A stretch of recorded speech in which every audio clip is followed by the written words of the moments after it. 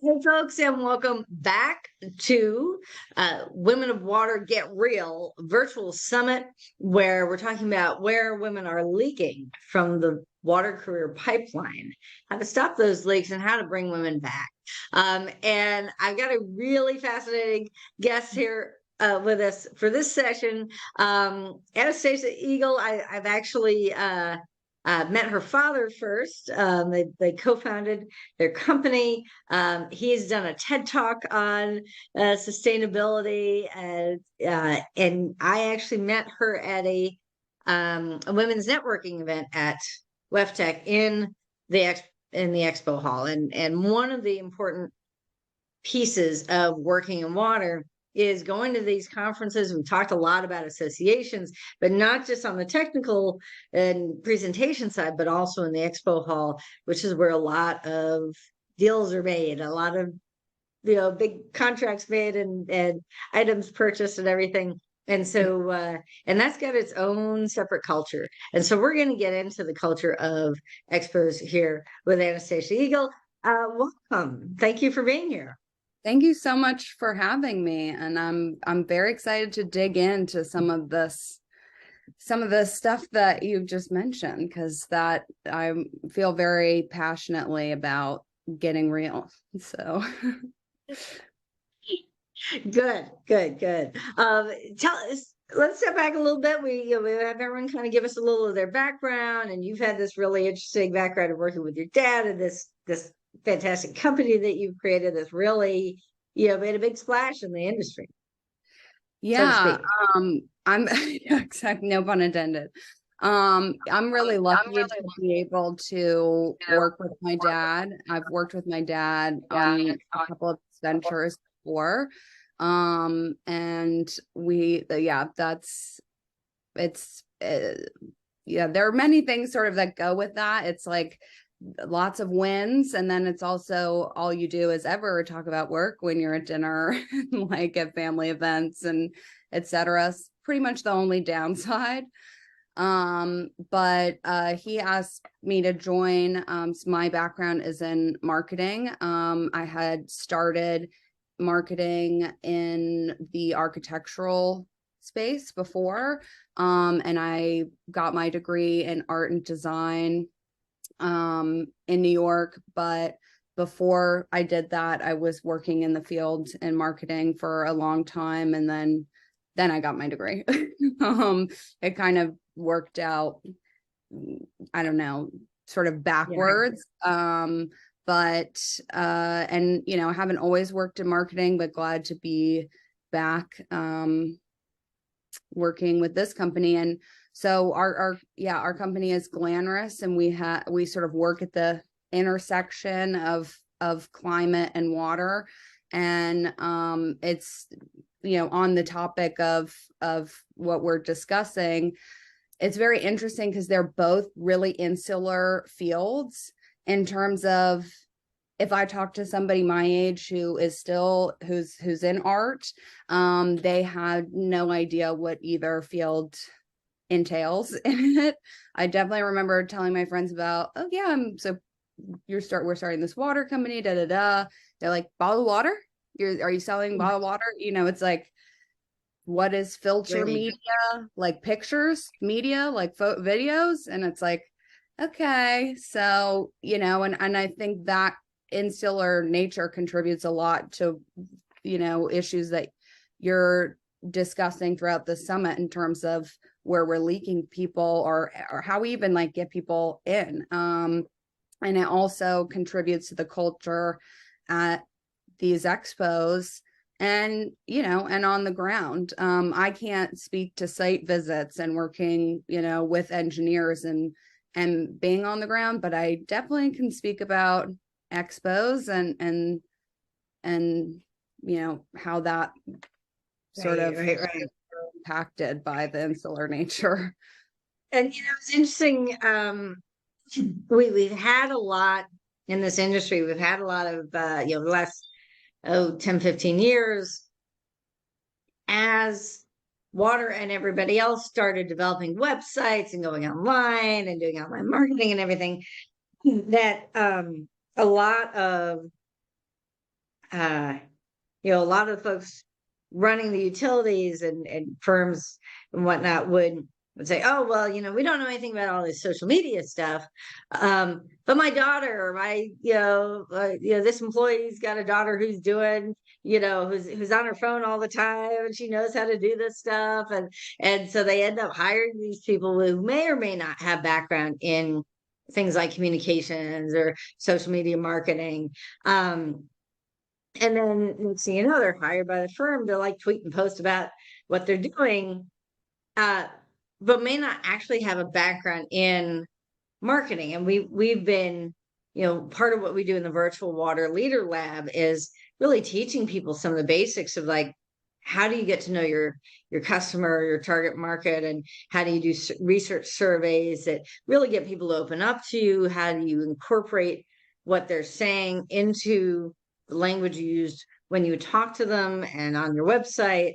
And it's not just about getting the most likes and shares and coming up with stupid jokes that that you tweet out and say, everybody liked our joke about Cleveland Browns or whatever. So, I mean, do you run into that sort of the sort of the, hi, we're the water communication crowd, and we communicate for these, STEM scientists because they, STEM people, because they can't communicate for themselves and they don't know how to communicate. So we're going to make all these glossy videos, right? I mean, what's your role as CMO, really for a startup, right? Right. Well, I guess that's the other aspect of this, as a startup, and I think as people who work in small companies know, I mean, you don't have to have worked in a startup to know that when you have a limited team, you're all going to be wearing a lot of hats. So I had been brought in because I've sort of exclusively worked in small teams before and done the multi-hat juggle.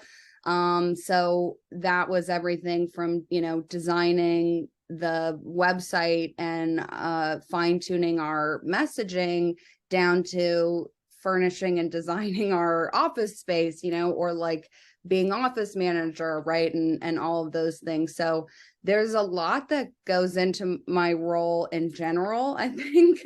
But you had brought up a good point that marketing in the water space is also, well, I should say this, working in the marketing space in the kind of company that goes to a WEF tech per se, because that's, where we met.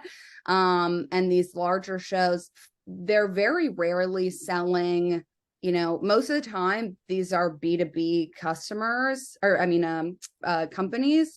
And it's not, a lot of people who have even if they have a background in social media and online marketing, they think of social media marketing as ad spaces, kind of, that will get, oh, I'll get a customer to click on this direct to a product to sell, right?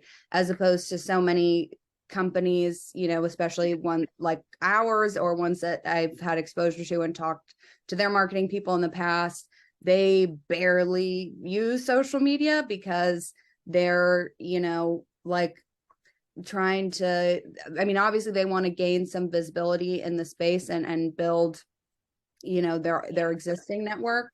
But for the most part, it's like, how do you market a product easily or whatever on social media, where you still have to talk to some sort of site manager, has to come to the salesperson and talk about what their issue is, or maybe they, again, for smaller companies that don't maybe have a service connection involved, or etc.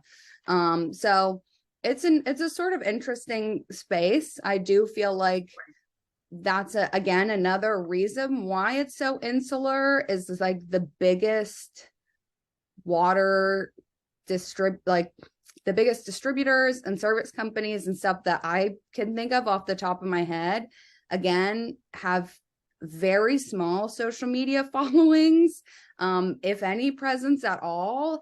And again, like if I'm talking to somebody at a party, they're not gonna have really seen that company come up, because that's not necessary for a 30 something who's nowhere near involved, right? As opposed to, Yeah, I mean, one of use the company, nice right? things about social media is you can get very targeted and just post things in a specific group, or Right. invite people into an educational webinar or a series of, hey, we're going to be talking about what's the latest in PFAS or something like that, and and actually have a curriculum. And so education based marketing is a really powerful tool. And you think about what people are doing when they go to a conference.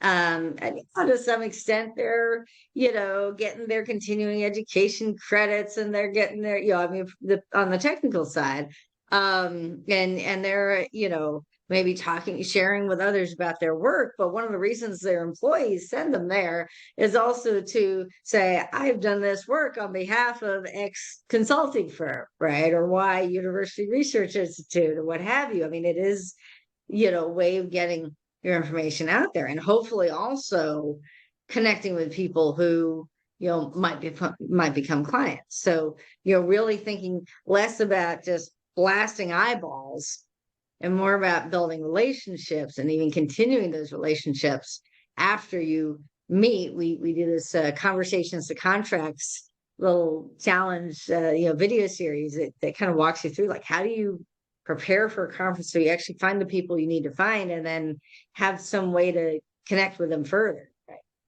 Yeah, and I think, what you using social media as an educational, like using your platform in an educational way, is so important to, especially new companies and startups like ours, because I mean, really, when we were on social media, my biggest sort of baseline, or when we were starting out on social media, I should say, and even through today, getting awareness around our brand fully depended on education, because we were a new type of filtration media, right? So it's like, we can't compare ourselves to ion exchange, can't compare ourselves to granular activated carbon, because we're different than both. Even though we remove metals and organics, it was like, no, if you start using the terminology and messaging of either, then you're going to get into, oh, well, what's your iodine? I'm like, what's this? Da da da da. When it's this Right. whole other ball game, and that relies fully on us utilizing the social media and the audience we did have, towards more educational content. Because one, I mean, we also just think we're doing something interesting, and there have been a lot of times where the best campaigns that I've run were just fully educational and had nothing to do with gaining some sort. They didn't have lead magnets or anything in them. We just feel, I mean, I should say myself, I feel passionately about kind of about these really interesting things that are happening in the water world, especially Mhm. at a time where public knowledge of what's going on in the water world is not good. I mean, I feel like when I talk about water issues with my friends, Mhm. they only know bad news. That's, and that's good, in a sense, right? We should Yeah, have the awareness whole around, crisis journalism thing. Yeah. right. We Crisis should have sells. awareness around things that are not right, right? Like things that are not going well and things that we should fix. And we should advocate to protect, our clean water and equitable access to clean water. We need to be focusing on that. However, that doesn't mean, and I'm not trying to sound Pollyanna when I say, like, but we also need to talk about the good things, but there's a barrier to those good things, right? Like, you don't have the access to exposure to know what filtration media even means, right? You might be somebody who is just hearing bad news about water, but can't get excited about innovations or et Mhm. cetera, because you just don't have exposure to a lot of the terms that we throw around so easily. And again, getting into how we get people into this field. And I think about marketing in particular, because in any, science based field, right? Like, it is Mhm. hard to, you have to market knowing what your product does and the science behind it enough to talk about it, right? Enough to Carl Sagan it, as I like to say, you know, where I can still remember him. I had also started my career, or not career, but like I wanted to be an astrophysicist, so I could talk about Carl Sagan for a long time. But I can still remember watching his special on the fourth dimension, and he was like drawing it on a piece of, you know, explaining it on a piece of paper. And I can still Mhm. explain the fourth dimension to people that way. That is such an Yeah. insane way to like have this just incredible amount of knowledge and be able to filter it down into messaging that everybody can understand, right? And that's where marketing is very pivotal, right? We have people who come in and get the science, and you have to have at least some, you know, enough knowledge that you can take everything that's being told to you and present it to people in an exciting way that's not super overwhelming, but still explanatory. Mhm. And so I do feel like that in terms of water marketing, again, that's only like it, you know, getting people in field that I can help with. That can be a intimidating sort of barrier if you're not familiar with these things, and a big learning curve, because Yeah, it's yeah, like, and how do you get that balance and the connect and the partnership between, you know, the scientists and engineers, and have them understand enough about marketing to know when they can become helpful and not get lost in the weeds of trying to explain things. And for the marketing people also to really understand, as you said, really understand how the product works and what it does, what the benefits, and be able to explain that to people, you know, with at least some kind of basic scientific knowledge. And, you know, we have sometimes with these firms, they like completely separate out their marketing people, and they just you know, go from booth to booth to booth to booth. Um, and you know, play the video or whatever, and serve the you know, serve what, you know, the whatever they're giving away, coffee or whatever. Um, and then you know, and then with you know, versus say consulting firms might be more of a seller doer model. You know, often you're also dealing with government agencies, utilities that have, you know, you're dealing with government contracting. That's a very special breed of sales, right? And like, how do they fit it within whatever budget comes in, and the timeline that they have available, and you know, what are they required to do? What are the agency requires them to do? And are they going to be able to meet, you know, regulatory requirements or legislative requirements? And you know, keeping up with that aspect of this very public sector driven market, right? yeah, and you know, I've been real, again, another reason why I love working at small firms, being a marketing person, is you know, I'm in direct contact and know everybody I work with, and I'm, you know, I like to think I'm friends with everybody I work with, especially my dad. But you know, I can talk to the sales guys and build, because I also design all of our collateral and all the ads, and you know, like the physical design work as well as the content. And so being able to meet with my salespeople after WEFTech and have them say, you know, this is what people responded to. This is what I was getting a lot of questions on. We need collateral on this so that I can send people, you know, these specs, because I was getting asked this Right. over and over again, you know, which is hard, especially with, you know, firms that utilize, this is like the big thing sort of everywhere, but especially in marketing, is, you know, freelance, you know, part-time help. And you know, that can be difficult again when we get down to the wording, right? And it's like trying to explain to you, you can't say purify. We don't purify water. That's a whole other, you know, industry. Right. If they Yeah. filter, like, you know, again, getting into that.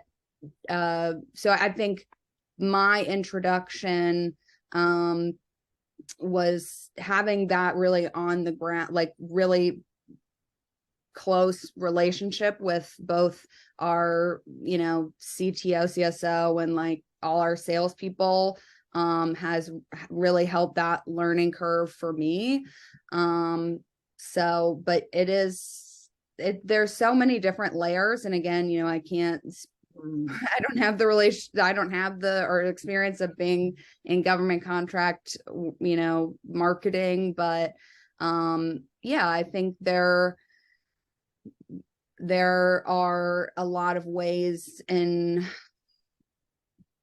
barriers to, I think, getting marketing people excited about wanting to move into like maybe a full-time sort of internal position, because a lot of times from what I've seen, again, not everybody, but like I have seen that most of the time they use an external, an outside firm to do their marketing. So I don't know what that looks like, but I've been head of business development within firms, and we certainly have learned a lot about online marketing and education-based marketing and developing, growing Water Citizen, and as well as other organizations. I've done a lot of work with proposals and a lot of government contracting, and yeah, it's so there's government contracting and business development and marketing and sales and all of it. How do you serve your customers? How do you get your products out there, your services out there? Now the coming back, well, the last thing I was going to say is sort of the overarching, ideal goal of my role, because again, I do all of the underside stuff as well. But as the head of marketing and who is trying to usher us, it fully has been such an interesting and rewarding experience to be able to have absorbed as much as I have in the water industry, and be able to tailor our messaging and target customers and growth areas in the sort of overarching sense of how much, you said in business development, like how much those really do sort of go together so often. And, often people think of marketing as, when I introduce myself as the, chief marketing officer, head of marketing, they think, oh, you run the social media, or like you do ads. And it's right. No, and there is more to it. It's really understanding the psychology. It's really reading the market and making sure that you have the materials, like you said, that are getting ahead of the market. If something new is coming up, people are asking a lot of questions. So you have the materials to address that. I just have to do everything under it as well, because we're a startup. Right. I talked about your sales guys, and we started out talking about the conference experience, and especially in the Expo Hall, and and when people come to your booth and they have questions, how does that how are you perceived at the booth? Yeah, it goes either one of two ways.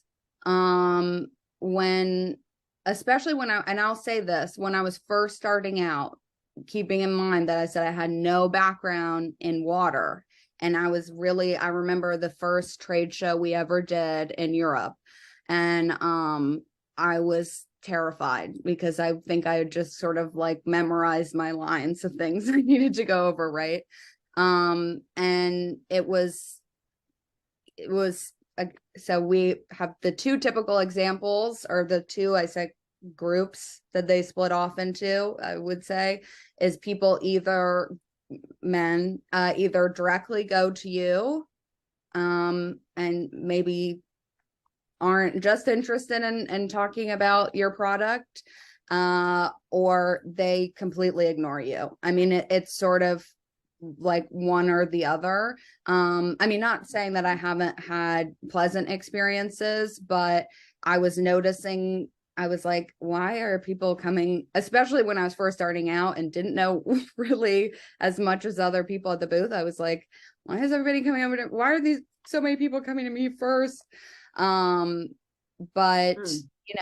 I think it's been, there's also, I'm trying to think of a great way to put this, but it's also been different. I've had very differing experiences, because I have looked very different during stages in my life, right? So right now, and when I met you at WEFTech, I am a very, well, for me, I'm very thin.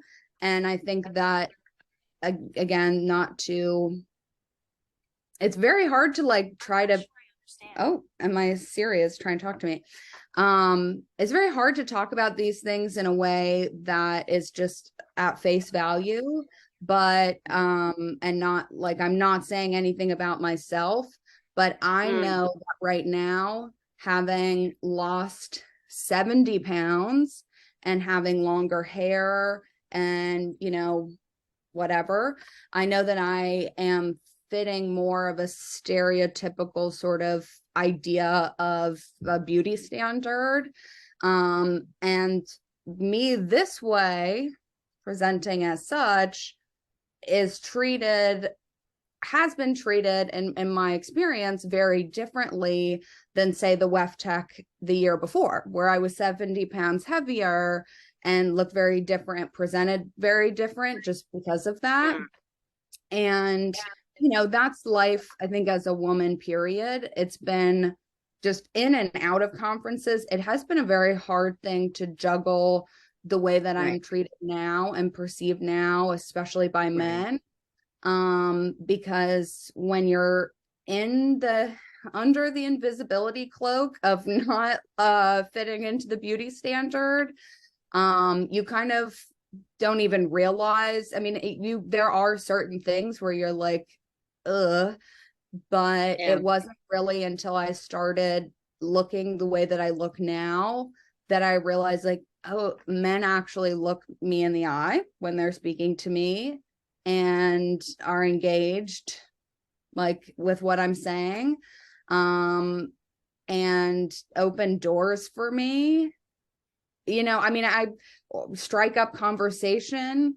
I mean, it's, you kind of forget, because I've always sort of, my weights fluctuate a lot, but especially my adult years, like, I've definitely not been the feminine, like, I feel like right now I'm in a very very sort of societal, I mean, minus the tattoos and everything.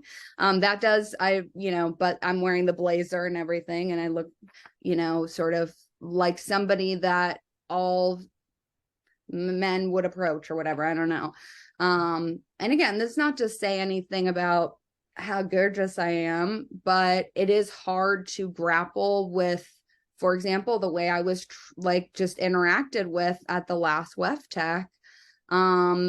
Because it's not, I think the hardest part to swallow as well is that it's not intentional, and that's what's scary. I think a lot of men and women in general don't realize how many things we do, like, unintentionally, and how we interact with the world that has been informed by so much else that we're not actively processing. So it's not to say, wow, all those people are so disgusting. Why they wouldn't have treated me like the, you know, they wouldn't have done this a year ago. But more just, I'm honestly saddened by it in a lot of ways.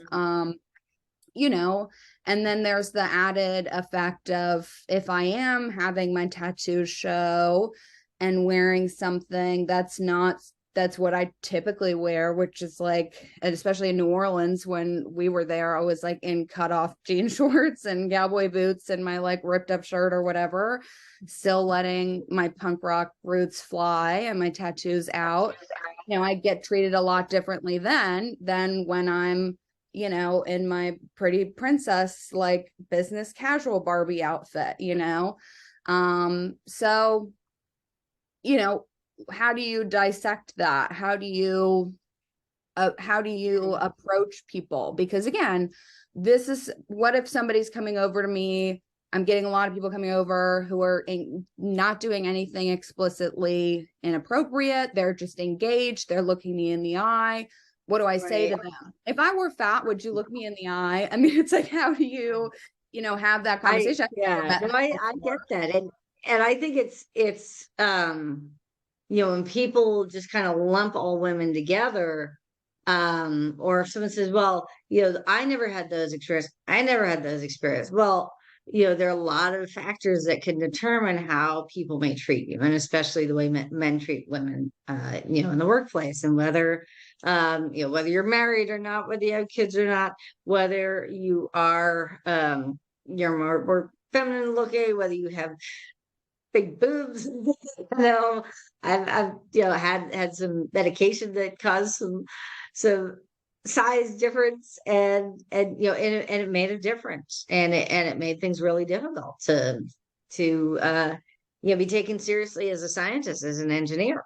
And I had to deal with that, and address that issue so that I could be a scientist. Even just finding clothes that fit, professional clothes that fit properly.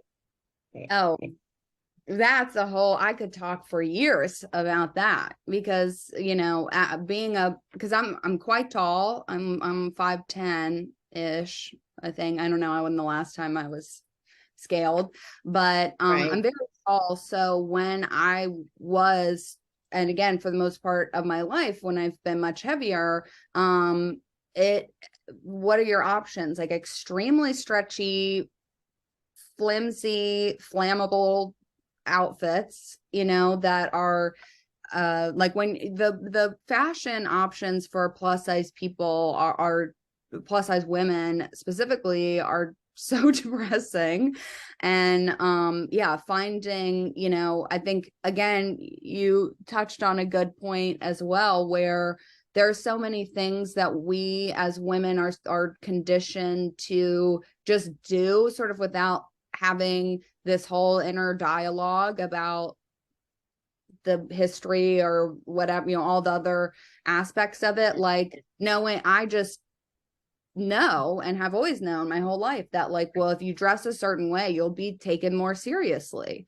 And that is not good, but it's like, I know that a sales guy being in his company t-shirt, that the polo, is gonna, if I were to wear that exact same outfit, my company polo shirt and pants, then I would get a very different response than if I have my little look put together, right?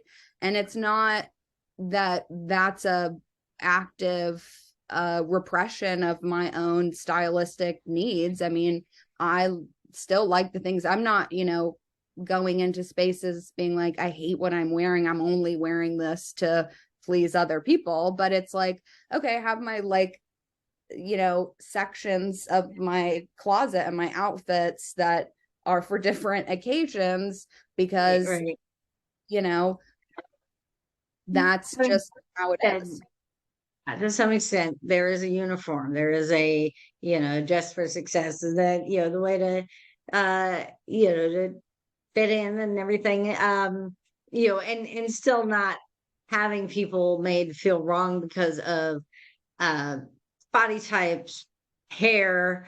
We've got the Crown Act now. That there's, making sure that people are still respected for their knowledge, their capabilities, their experience, what they can contribute. Um, and recognizing that, yeah, I mean, people treat us differently. Yeah. Depending on And, how we look. I also, I know that I think the hardest part of the conversation to have, and you and I have talked about this before or touched on it before, is that it's not just men, and it's Yeah. the Often I dress better for women than to be around like that a as well. professional woman or something, because I know that they know this stuff, right? Yeah, that as well, but it's, it's, I think there are sort of two sides to the coin of discussing how to better get women into really any workforce, but especially in water, since it's such a disparity, right? Percentage disparity of people, of women who work in water, is discussing our own internal biases. And especially as someone who looks much, I'm going to be 30 in a month. I often, especially if I haven't like done all my makeup and stuff, I look very young. People think sometimes that I'm home from college when I'm out with my parents. I'm like, I'm not a teenager. No. But thank you. I wear a lot of sunscreen. But being a young woman, in this industry, especially, again, if we're with that percentage disparity, so many people have, like fellow women don't understand how much of these problematic patriarchal things that we've absorbed, and ageism is a huge one, right? Because we're being told that externally, right, that your value is decreasing in several ways. Your biological value, you're not going to be able to give us kids anymore. There's notches off, your beauty, right? Like that's Right. for the youth, right?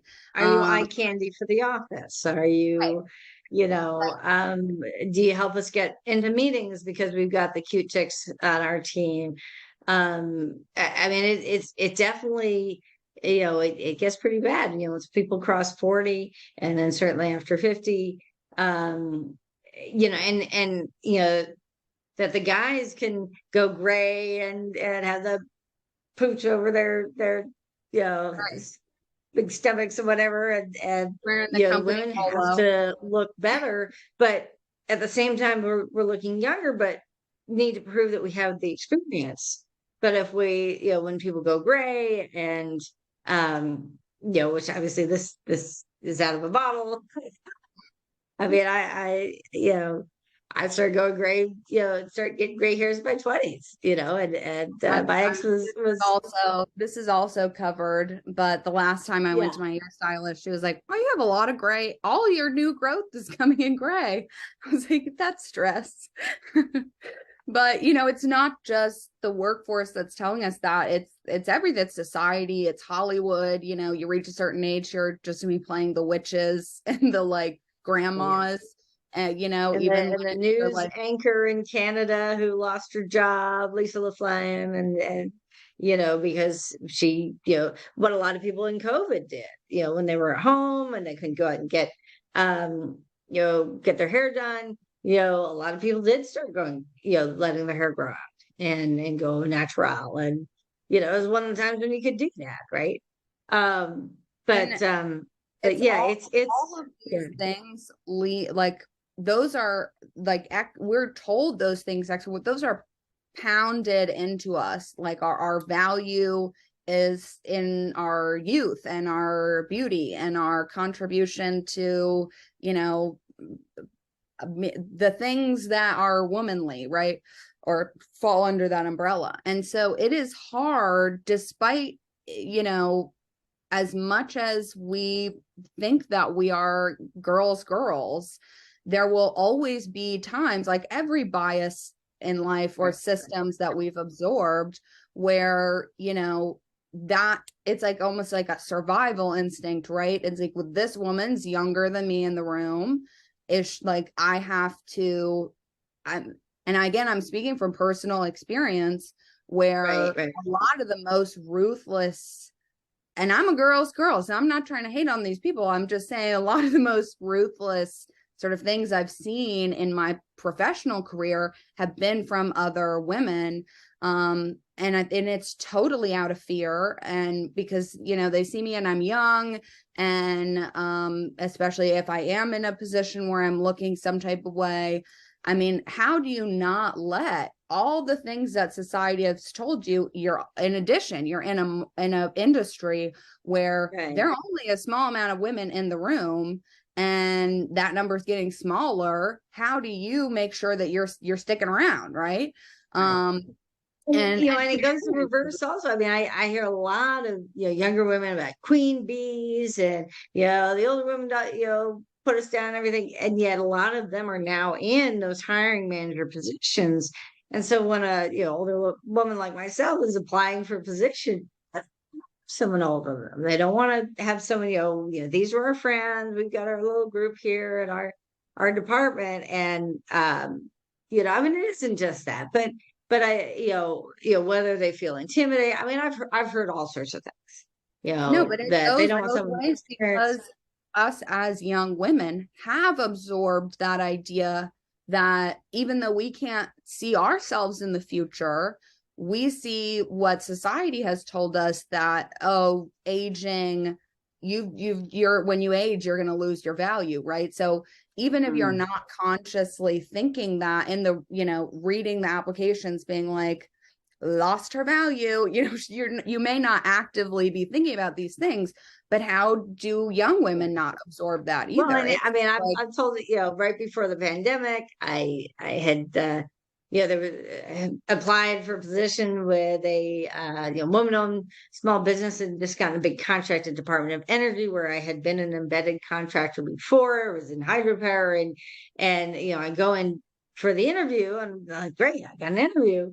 And it was these two women. The technical lead was like, "Oh my God, I don't understand this place, and I don't understand what they want from me." It's like, "I've worked here before. I can help you with that." It's like, I can't be here, and she runs off. And then the management lead, she's like, "Well, I just called you in, and I know you didn't really want this job because you'd be really bored, but I just called you in because you got a PhD and you're such a pioneer, and you remind me of my mother." And I'm like, I no, want the job. What is more boring than not working?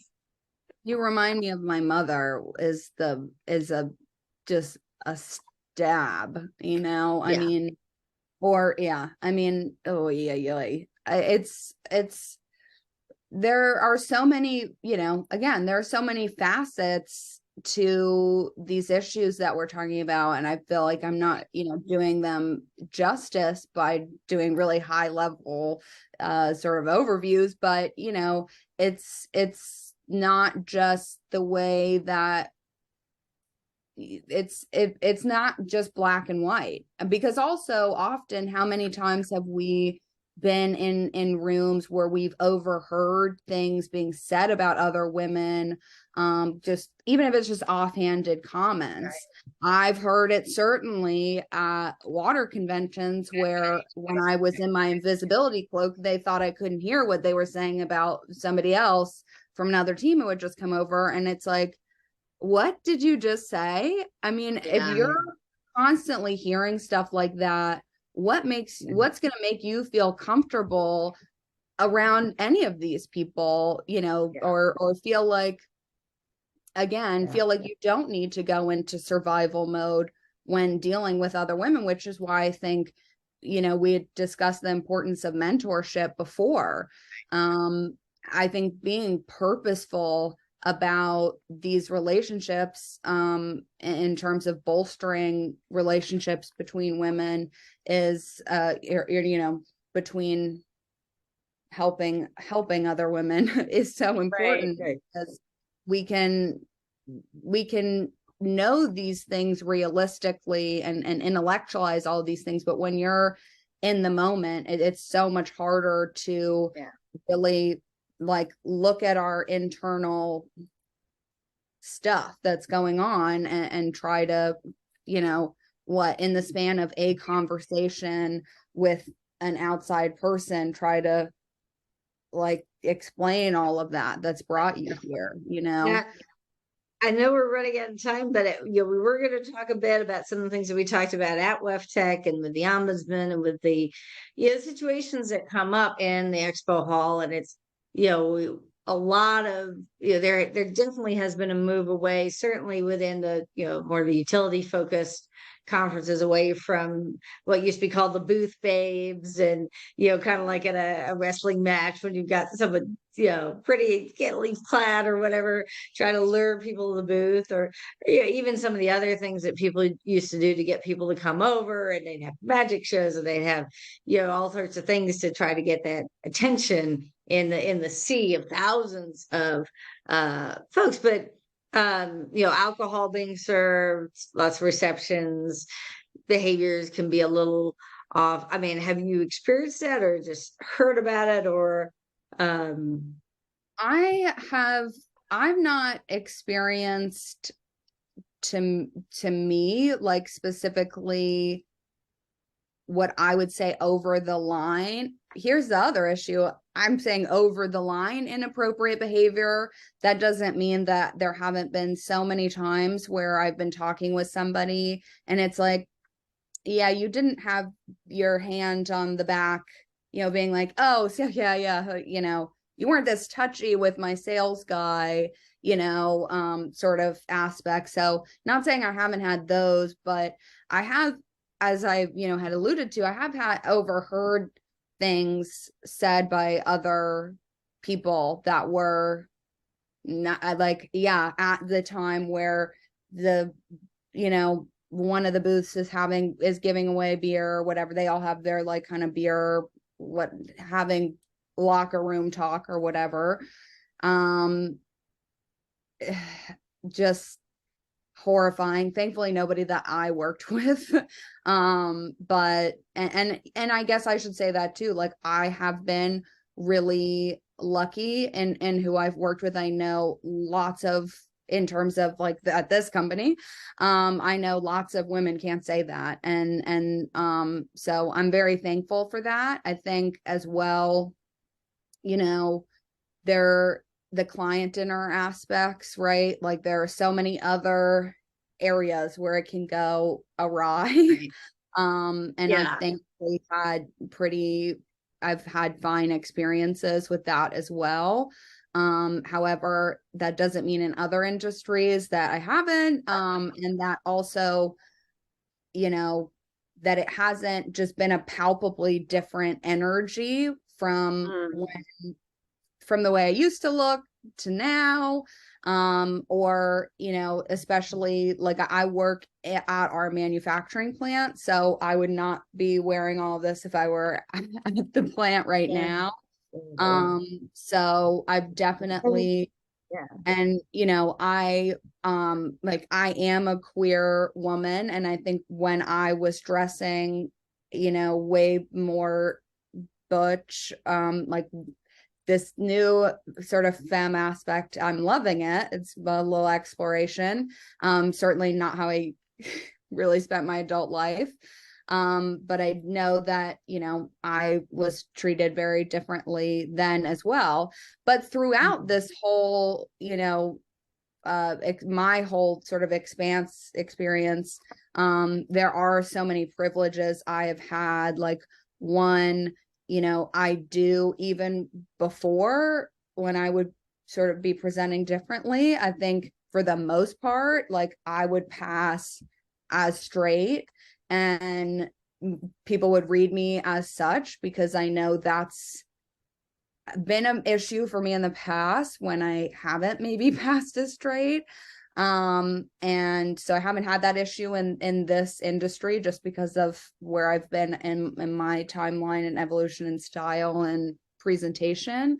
And I'm also like a white woman, so I haven't had to, again, being even like a large, overweight person, like still being in the sector of like at least a little adjacent to this like beauty standard in terms of what,